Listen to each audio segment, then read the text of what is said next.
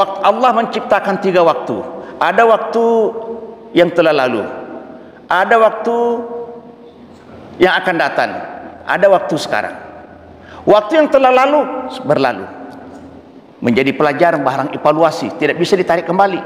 Kalau kemarin kita tidak salat berjamaah, maka tidak bisa ditarik, berlalulah. Kemudian masa yang akan datang tidak bisa kita harapkan. Apa sampai lebaran kita apa tidak? Hari inilah milik kita, yang hari ini. Dan siapa menyiapkan hari ini, maka itulah termasuk kategori rugi. Rugi di dunia, rugi di akhirat.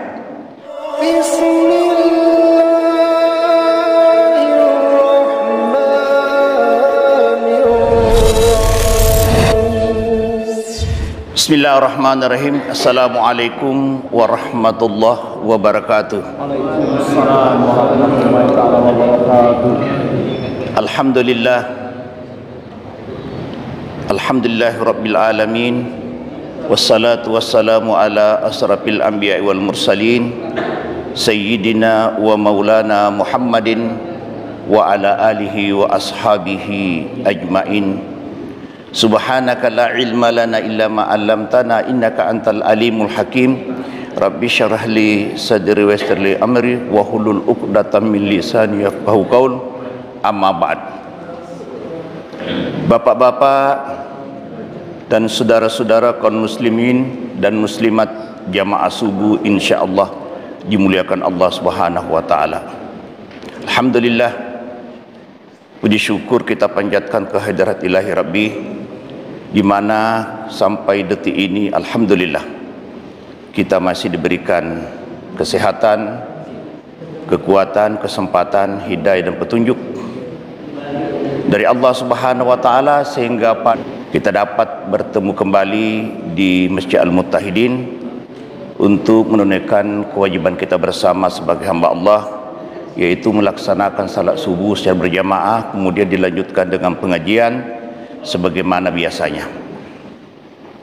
Selawat teriring salam semoga senantiasa tercurah kepada baginda kita Muhammad sallallahu alaihi wasallam beserta seluruh keluarga dan para sahabatnya sampai pengikut yang setia hingga akhir zaman.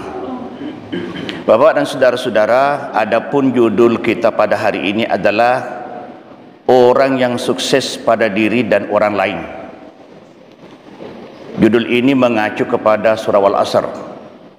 Jadi Al-Hakumut Takasur kemarin sudah kita bahas, maka ayat selanjutnya adalah surah Al-Asr, di mana intinya adalah orang yang sukses pada diri dan orang lain. Bagaimanakah menjadi orang yang sukses? Sukses yang dimaksud di sini bukan hanya untuk diri sendiri, namun juga bisa menyelamatkan orang lain. Sukses di sinilah yang selamat dari kerugian di dunia dan akhirat. Jadi judul kita hari ini yang titik tolaknya adalah bagaimana kita menyelamatkan diri sendiri maupun orang lain. Jangan sampai kita sukses tapi orang lain terbengkalai. Jadi pada suksesnya bersama. Hal ini mengacu pada firman Allah Subhanahu wa taala pada surah Al-Asr yang sering kita baca. Jadi maksud saya itu kenapa saya menjelaskan tentang isi kandungan daripada surah Al-Asr ini, karena sering kita baca setiap malam salat tarawih. Wal asri ini menjadi pilihan untuk dijadikan bacaan surah setelah Al-Fatihah. Paling tidak kita memahami isi daripada wal asr, walaupun sifatnya ayat ini pendek dan pada umumnya kita hafal semua, tapi sayang barangkali antara kita belum ada yang memahami apa isi dan kandungan daripada surah wal asr itu sendiri. Mari kita ikuti bersama. Bismillahirrahmanirrahim. Wal asr innal insana lafi khusr illa alladziina aamanu wa 'amilus shalihati wa tawashaw bil haqq wa tawashaw bis sabr. Yang artinya demi masa sesungguhnya manusia itu benar-benar dalam kerugian kecuali orang-orang yang beriman dan mengerjakan amal saleh dan nasihat menasihati supaya mentaati kebenaran, dan nasihat menasihati supaya mentaati kesabaran. Kalau kita lihat redaksi ayat ini, wal asr wa qasam, Allah bersumpah dengan waktu. Innal insana, sesungguhnya manusia, lafi khusr. Kalau kita diteliti secara harfiah, diteliti secara ilmu balaghah, di mana Allah menggunakan kata-kata inna ditambah dengan lam, itu menunjukkan kalau ada kata-kata inna dan lam taukid masuk satu ayat, berarti kebenarannya itu la raiba wala syakka, tak terbantahkan, sesuatu yang sangat penting. Bisa saya kalau mengatakan al insanu fi khusrin, bisa, dan tidak mengurangi artinya. Al insanu la fi khusr, tapi Allah menggunakan inna dan lafi la.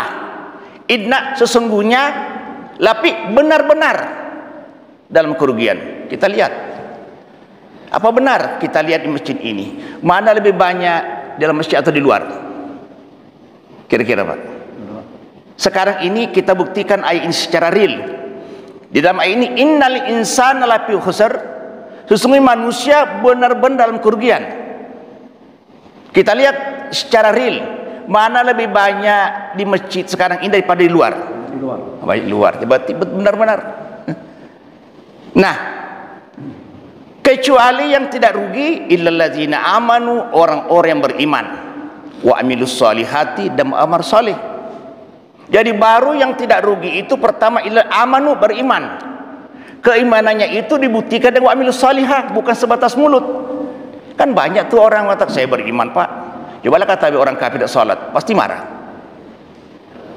Tapi kenyataannya di dalam Al-Quran disebutkan wa minan nasi may yaqulu amanna, banyak orang berkata saya beriman, wa ma hum bimumin, tadi anggap beriman. Kenapa?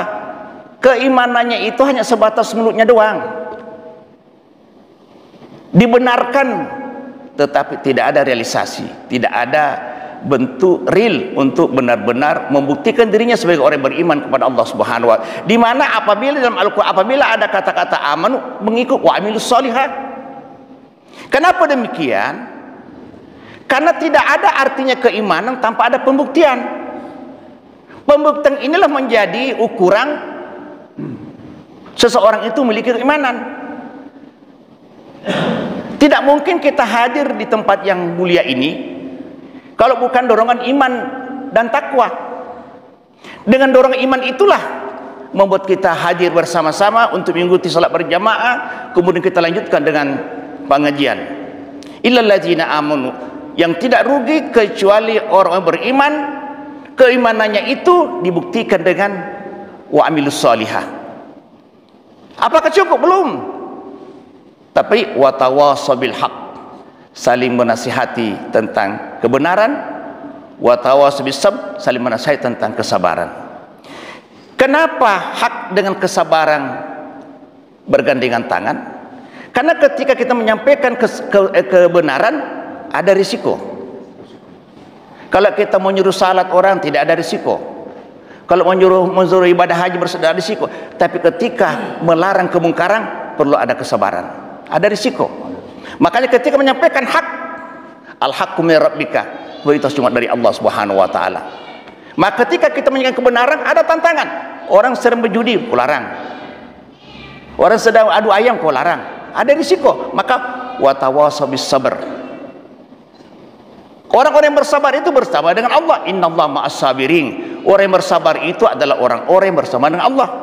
Melaksanakan ibadah kepada Allah seperti puasa, haji dan segala macam harus dibarengi dengan kesabaran. Tanpa ada kesabaran, rasa-rasanya ibadah itu tidak bermakna, tidak mempunyai buah. Kita lihat, demi masa, wal asr, demi masa. Allah bersumpah dengan al asr, yang dimaksud adalah waktu atau umur. Karena umur inilah nikmat besar yang diberikan kepada manusia. Umur ini yang digunakan untuk beribadah kepada Allah, karena sebab umur manusia menjadi mulia, dan jika Allah menetapkan ia akan masuk surga. Waktu Allah menciptakan 3 waktu. Ada waktu yang telah lalu, ada waktu yang akan datang, ada waktu sekarang. Waktu yang telah lalu berlalu, menjadi pelajaran, barang evaluasi, tidak bisa ditarik kembali. Kalau kemarin kita tidak salat berjamaah, maka tidak bisa ditarik, berlalulah. Kemudian masa akan datang, tidak bisa kita harapkan. Apa sampai lebaran kita apa tidak? Hari inilah milik kita, yang hari ini. Dan siapa menyiapkan hari ini, maka itulah termasuk kategori rugi. Rugi di dunia, rugi di akhirat. Kalau ini rugi bisa minta tolong, tapi di akhirat rugi selama-lamanya. Nafsi tidak ada minta tolong. Jadi Allah bersumpah dengan asar, begitu pentingnya waktu.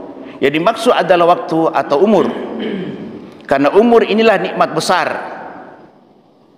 Teman-teman kita di sini jamaah masjid masih banyak sudah mendahului kita. Pak Firdaus, Pak Wendy, tuh, Pak Dodi, Pak Jasni. Mana mereka? Dia pergi duluan menunggu kita di sana, Pak. Maka kita yang menunggu jadikan sebagai pelajaran untuk memperbanyak amal. Tuh. Manusia menjadi mulia jika Allah menetapkan ia akan masuk surga ketika dia memanfaatkan waktu, Bapak dan saudara-saudara. Kemudian manusia benar-benar dalam kerugian. Innal insana fi khusr. Manusia benar-benar dalam kerugian. Manusia benar dalam kerugian, berada dalam kerugian itu. Kerugian di sini adalah lawan dari keberuntungan. Kerugian di sendiri ada dua macam. Kata Syekh Abdurrahman bin Nasir As-Sa'di rahimahumullah. Yang pertama, kerugian mutlak, yaitu orang yang merugi di dunia dan akhirat dan luput dari nikmat dan mendapatkan sisa di neraka. Jadi ada orang beruntung di dunia, rugi di akhirat. Ada orang rugi di akhirat, beruntung di dunia. Ada orang beruntung di dunia, beruntung di akhirat. Yang paling celaka di dunia, celaka di akhirat. Nah, jadi yang pertama kerugian mutlak. Siapa yang rugi mutlak? Orang yang merugi di dunia dan akhirat. Ya luput dari nikmat, dialah miskin melarat di dunia dan nanti di akhirat masuk pula neraka. Naudzubillah. Kisahnya kalau misalnya orang-orang kaya itu bisa bersenang-senang pakai mobil Alphard kemana-mana, ke Jakarta, luar negeri segala macam. Kalau nanti rugi di akhirat masih mendingan. Tapi ini celaka di dunia, celaka di akhirat. Itu namanya kerugian mutlak. Itu kerugian mutlak, yaitu orang yang merugi di dunia, di akhirat, ya luput dari nikmat dan mendapat siksa neraka jahim. Yang kedua, kerugian dari sebahagian sisi, bukan yang lainnya. Allah mengglobalkan kerugian pada setiap manusia kecuali yang punya 4 sifat. Secara umum manusia rugi kecuali 4. Pertama, iman. Iman ini terletak dalam hati. Hati tempat bersemayam iman. Makanya hati itu dibersihkan. Ibarat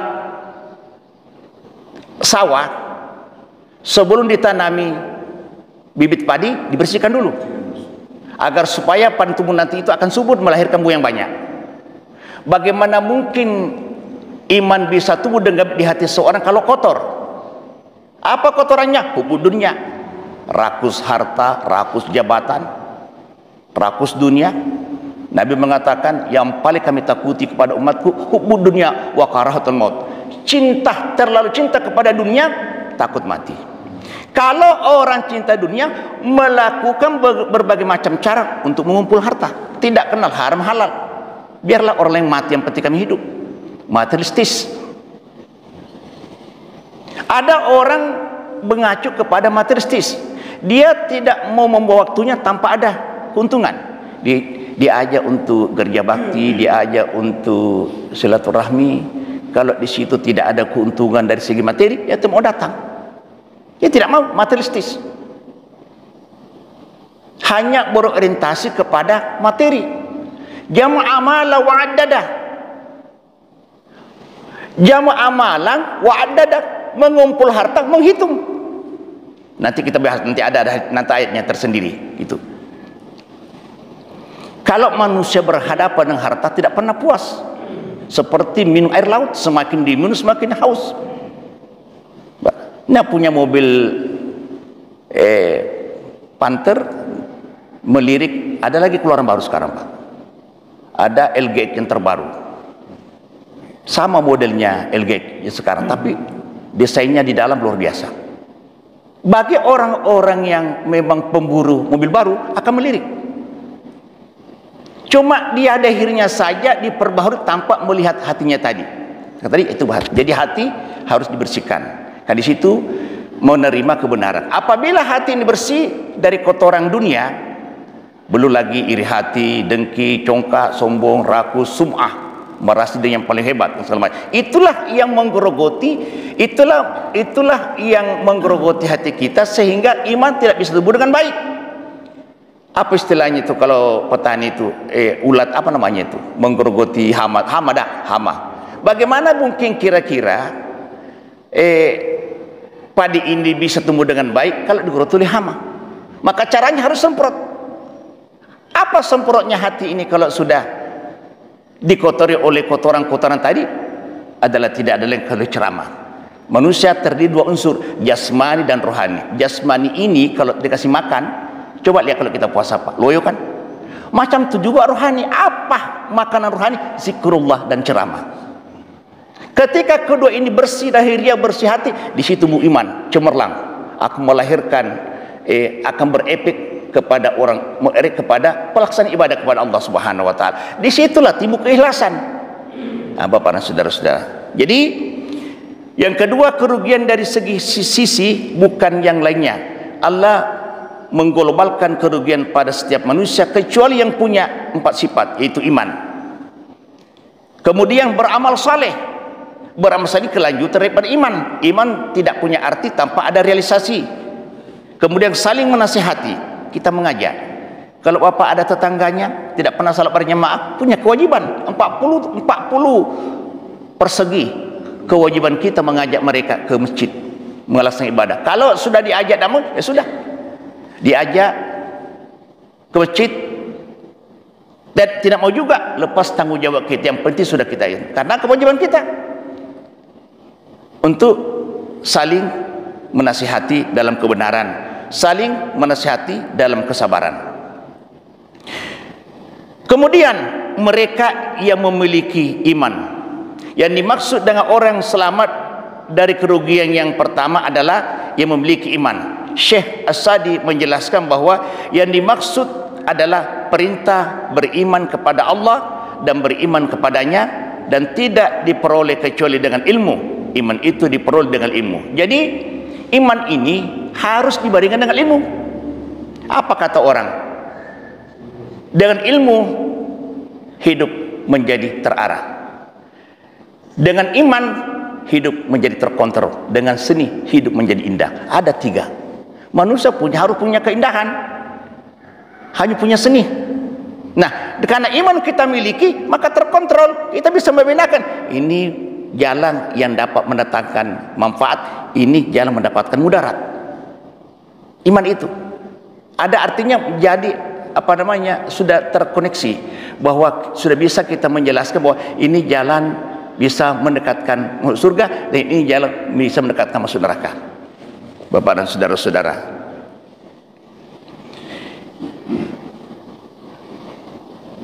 yang maksud dengan orang yang selamat dari kerugian yang pertama adalah memiliki iman. Syekh As-Sadi menjelaskan bahwa yang dimaksud dengan perintah beriman kepada Allah dan beriman kepadanya tidak diperoleh kecuali dengan ilmu. Iman itu diperoleh dari ilmu. Tanpa ada ilmu tidak akan mungkin orang bisa menyempurnakan imannya. Syekh Saleh Aula Syekh berkata bahwa iman di dalamnya harus terdapat perkataan, amalan dan keyakinan. Keyakinan ini ilmu, Karena ilmu berasal dari hati dan akal. Jadi orang yang berilmu jelas selamat dari kerugian. Kemudian dua, mereka yang beramal saleh.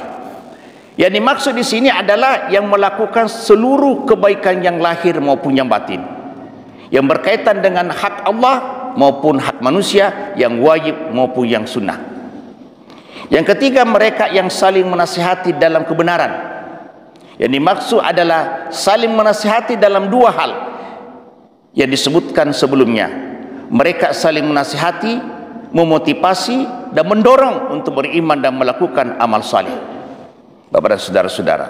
Yang keempat, mereka yang saling menasihati dalam kesabaran, yaitu saling menasihati untuk kesabaran dalam ketaatan kepada Allah dan menjauhi maksiat. Memang perintah Allah ini Pak, tampak ada kesabaran, seperti salat, wasta'inu bis sabri wassalah wa innaha lakabiratun al khashiin.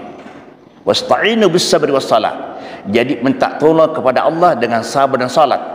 Wa innaha, itu hak kembali kepada salat. Sesungguhnya salat itu sangat berat. Illa al khashiin, kecuali yang khusyuk. Kalau salat ini dilakukan hanya sekali setahun, murah, seperti Idul Fitri ada, maka dia itu ringan. Tapi salat ini lakukan selama nyawa masih ada di kandung badan. Selama hidup kita tetap melaksanakan salat. Oleh karena itu perlu ada kesabaran. Jadi kalau bentak tolonglah kepada Allah dengan sabar dan salat.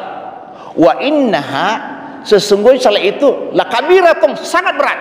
Illa al khasyin, kecuali orang yang khusyuk, orang yang ikhlas melaksanakan perintah Allah Subhanahu wa taala.